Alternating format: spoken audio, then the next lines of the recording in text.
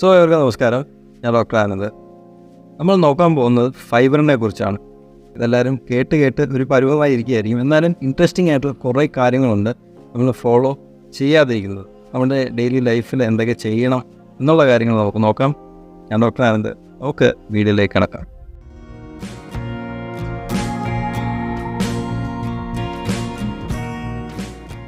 Carbohydrates, fats and proteins, ഇത് മൂന്നാണ് ഏറ്റവും കൂടുതൽ ഭക്ഷണത്തിൽ മെയിനായിട്ട് പറയുകയാണെന്നുണ്ടെങ്കിൽ. മാക്രോ ന്യൂട്രിയൻസ് 3 തരത്തിലാണ്, അല്ലെങ്കിൽ ആ ഭക്ഷണത്തിന് 3 കണ്ടൻസാണ് മെയിനായിട്ടൊരു ഭക്ഷണത്തിലുള്ളത്. എന്തൊക്കെയാണ്? Carbohydrates, fats, proteins. അപ്പോൾ ഇതിനകത്ത് പറയാതെ പോകുന്നൊരു കാര്യമാണ് ഫൈബർ. ഓക്കെ, ഭക്ഷണത്തിനകത്ത് ഈ ഫൈബറിൻ്റെ കണ്ടൻ്റാണ് നമ്മുടെ ഒരു മോഷന് കൺസിസ്റ്റൻസി കൊടുക്കുന്നതിൽ ഏറ്റവും പ്രധാനമായിട്ട് പങ്കുള്ള ഒരു കാര്യം. നമുക്കറിയാം, ഭക്ഷണത്തിൽ ഈ നമ്മൾ കഴിക്കുന്ന ഫൈബറിൻ്റെ കണ്ടൻറ്റിനനുസരിച്ച് മോഷൻ വ്യത്യാസം വരുന്നതായിട്ട് നമുക്കറിയാം. നമുക്കറിയാത്തൊരു കാര്യം എന്ന് വെച്ച് കഴിഞ്ഞാൽ, മെയിനായിട്ട് ഫൈബർ 2 തരത്തിലാണുള്ളത്. 2 തരത്തിൽ, അതായത് സോളുബിൾ ആയിട്ടുള്ള ഒരു കമ്പോണൻറ്റും ഉണ്ട്, സോളുബിൾ ഫൈബറും ഉണ്ട്, ഇൻസോളുബിൾ ഫൈബറും ഉണ്ട്. അപ്പോൾ ഇതിന് അതിൻ്റേതായിട്ടുള്ള യൂസേജുകളുണ്ട്, അതിൻ്റേതായിട്ടുള്ള ഫങ്ഷൻസ് ഉണ്ട്. ഓക്കെ, അപ്പോൾ ഹാർഡ് സ്റ്റൂൾസ് ആണെന്നുണ്ടെങ്കിൽ നമ്മൾ സാധാരണ അത് ലൂസനം ചെയ്യാനായിട്ട് ചെയ്യേണ്ടതെന്ന് വെച്ച് കഴിഞ്ഞാൽ സോളുബിൾ ഫാറ്റല്ല, സോളുബിൾ ഫൈബർ നമ്മൾ ഭക്ഷണത്തിൽ ഉൾപ്പെടുത്താവുന്നതാണ്. അപ്പോൾ ഫൈബറിനെ കുറിച്ച് ഡീറ്റെയിൽ ആയിട്ട് പറയുമ്പം മെയിനായിട്ട് ഞാൻ നേരത്തെ പറഞ്ഞു 2 തരത്തിലാണ്, സോളുബിൾ ആൻഡ് ഇൻസോളുബിൾ. അപ്പം ഈ മോഷനെ ലൂസനപ്പ് ചെയ്യാനായിട്ട് എന്താ സഹായിക്കുന്നത് വെച്ച് കഴിഞ്ഞാൽ സോളുബിൾ ഫൈബർ. ഭക്ഷണത്തിനകത്ത് വെള്ളത്തിനെ വലിച്ചെടുത്ത് മോഷൻ കുറച്ചുകൂടെ ലൂസാവുകയാണ് ചെയ്യും. അതിലൂടെ മോഷൻ പോകാനായിട്ട് ഹാർഡ് സ്റ്റൂൾസ് ആയിട്ടാണെന്നുണ്ടെങ്കിൽ, മോഷൻ കട്ടിയായിട്ടാണെന്നുണ്ടെങ്കിൽ അത് കുറച്ചുകൂടെ നമുക്ക് എളുപ്പമായിരിക്കും. ചില സന്ദർഭങ്ങളിൽ മോഷൻ പോകുന്നതിന് മാത്രമായിരിക്കത്തില്ല നമുക്ക് ഇഷ്യൂ ഉണ്ടാകുന്നത്, അതിൻ്റെ ക്വാണ്ടിറ്റിയിലും വ്യത്യാസം. ഇൻസോൾബിൾ ഫൈബർ നമുക്ക് ഈ ഒരു ഇഷ്യൂ ആണ് ക്ലിയർ അപ്പ് ആക്കി തരുന്നത്. 2 കാര്യങ്ങളാണ് ഇൻസോൾബിൾ ഫൈബർ ചെയ്യുന്നത്. ഒന്ന്, ഈ മോഷൻ പോകാതെ ഇരിക്കുന്നുണ്ടെങ്കിൽ, എന്തെങ്കിലും ലോഡ്ജിലായിട്ട് നിൽക്കുന്നുണ്ടെങ്കിൽ അതിനെ കൊണ്ടുപോകാനായിട്ട് ഇൻസോൾബിൾ ഫൈബർ. രണ്ടാമത്തെ കാര്യം, അവിടെ നമുക്കറിയാം ഗട്ട് ബാക്ടീരിയ നമ്മൾ പറയാറുണ്ട്. ഗട്ട് ഹെൽത്തിന് വളരെ ഇമ്പോർട്ടൻ്റ് ആണ് ഗട്ട് ബാക്ടീരിയ. ഓക്കെ, നമ്മളൊക്കെ വേണമെങ്കിൽ പറയാം ഒരു സിംബയോട്ടിക് ആയിട്ടുള്ള റിലേഷൻഷിപ്പ്. ശരീരം ഉണ്ടെങ്കിൽ അതിനകത്ത് ബാക്ടീരിയ ഉണ്ട്. നാച്ചുറൽ ആയിട്ടുള്ള ഈ ഒരു ബാക്ടീരിയയുടെ നല്ല ഗ്രോത്താണ് നമ്മുടെ ഓവറോൾ ആയിട്ടുള്ള ഹെൽത്തിന് പോലും വളരെ പ്രധാനമായിട്ടുള്ളത്. അപ്പോൾ ഈ ഫൈബർ നമ്മുടെ ശരീരത്തിന്, ഇൻസോൾബിൾ ആയിട്ടുള്ള ഫൈബർ നമ്മുടെ ശരീരത്തിനകത്തോടെ കടന്നു പോകുന്നതിലൂടെ അവിടെ ബാക്ടീരിയയുടെ പ്രോപ്പറായിട്ടുള്ള ഡെവലപ്മെൻറ്റ് നടക്കുകയും അത് ചില എൻസൈംസും കാര്യങ്ങളുമൊക്കെ റിലീസ് ചെയ്യും. അതായത് നോർമലായിട്ടുള്ള ബാക്ടീരിയൽ ഗ്രോത്ത് അവിടെ ഉണ്ടാകുന്നതിനനുസരിച്ച് നമ്മുടെ ഒരു ഡൈജഷനും കറക്റ്റായി വരും. ഡൈജഷൻ കറക്റ്റ് ആകുന്നതിലൂടെ നമ്മുടെ മോഷനും ക്ലിയർ ആകുന്നു. ഗട്ട് ഹെൽത്ത് ഇമ്പ്രൂവ് ആകുന്നതിൻ്റെ കൂട്ടത്തിൽ തന്നെ നമ്മുടെ ഇൻറ്റസ്റ്റൈൻസിൻ്റെ മൂവ്മെൻറ്റ്, അതൊരു പെരിസ്റ്റോൾട്ടിക് മൂവ്മെൻ്റ് ആണെന്നറിയാം. ഇങ്ങനെ പോകുന്ന ഫുഡിനെ താഴോട്ട് കൊണ്ടുപോകുന്ന മൂവ്മെൻറ്റ് പെരിസ്റ്റോളിസിസ്, അത് ഗ്രാജ്വലി കറക്റ്റായിട്ട് വരുന്നതായിട്ട് കാണുന്നുണ്ട്. അപ്പോൾ സോളുബിളും ഇൻസോളുബിൾ ഫൈബറും ചെയ്യുന്ന വേറെ കുറച്ച് കാര്യങ്ങളുണ്ട്, കുറച്ച് അഡ്വാൻറ്റേജുകളുണ്ട്.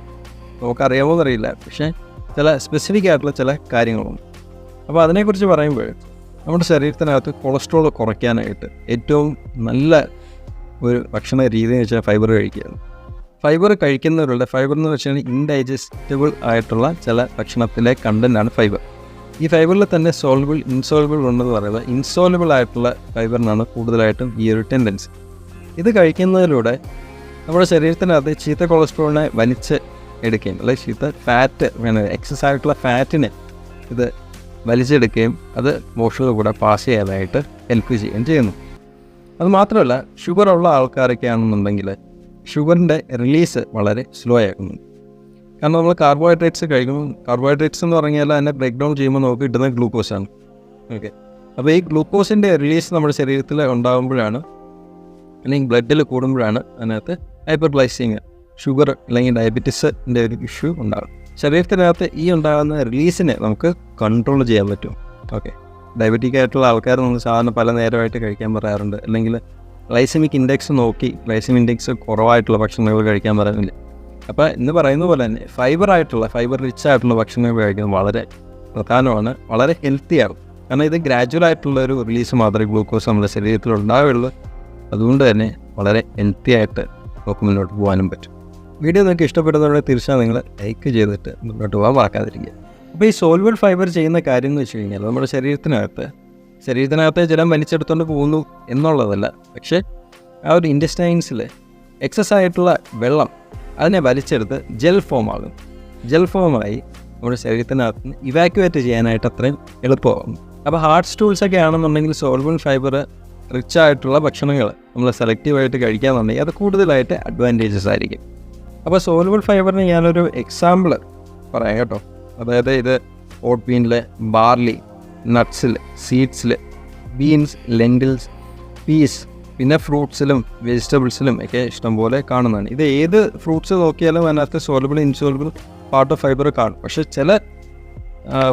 ചില ഇതുപോലെ ഭക്ഷണത്തിൽ ഈ ഒരു അളവ് അങ്ങോട്ടും ഇങ്ങോട്ടും റേഷ്യോസിൽ വ്യത്യാസം കാണും, അത്രയേ ഉള്ളൂ. ഇൻസോൾവബിൾ ഫൈബർ കൂടുതലായിട്ട് കാണപ്പെടുന്ന വീറ്റിൽ, അതായത് ഹോൾ വീറ്റിൽ, ഹോൾ ഗ്രെയിൻസിൽ, പിന്നെ ഇതുപോലെ ചില ഭക്ഷണത്തിൽ, ചില വെജിറ്റബിൾസിൽ, ബ്രൗൺ റൈസിൽ, ലീഫി വെജിറ്റബിൾസിലൊക്കെ കൂടുതലായിട്ട് ഇൻസോൾവബിൾ ഫൈബറുണ്ട്.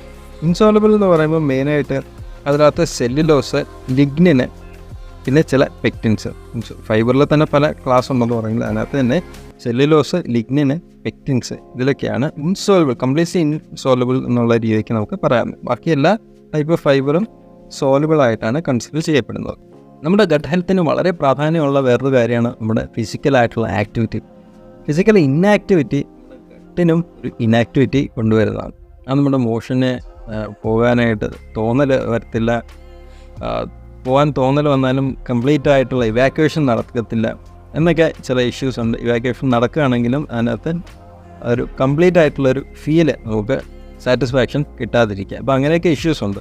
നമ്മുടെ ബോഡി മൂവ്മെൻറ്റ് വരുന്നതിന് അനുസരിച്ച് നമ്മുടെ പ്രോപ്പറായിട്ടുള്ള ഗട്ട്, നമ്മുടെ ഒരു വയറ്റിന്, ഇതിൻ്റെ കൂട്ടത്തിൽ തന്നെ നമുക്ക് കഴിക്കാൻ പറ്റുന്ന നല്ല ഭക്ഷണങ്ങളുണ്ട്.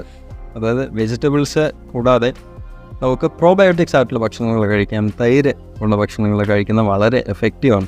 കംപ്ലീറ്റ് ആയിട്ടുള്ള ഹെൽത്തും കൂടും എന്നുള്ള കാര്യം മറക്കാതിരിക്കും. അപ്പോൾ എക്സസൈസ് എൻ്റെ ഒരു പാർട്ടാണ്, ഫിസിക്കൽ ആക്ടിവിറ്റി എൻ്റെ ഒരു പാർട്ടാണ്, മെൻ്റൽ സ്ട്രെസ്സ് എൻ്റെ ഒരു ഭാഗമാണ്. പിന്നെ ഈ പറയുന്ന ഫുഡും കൺട്രോൾ ചെയ്യാന്നുള്ളത് വളരെ പ്രധാനമാണ്.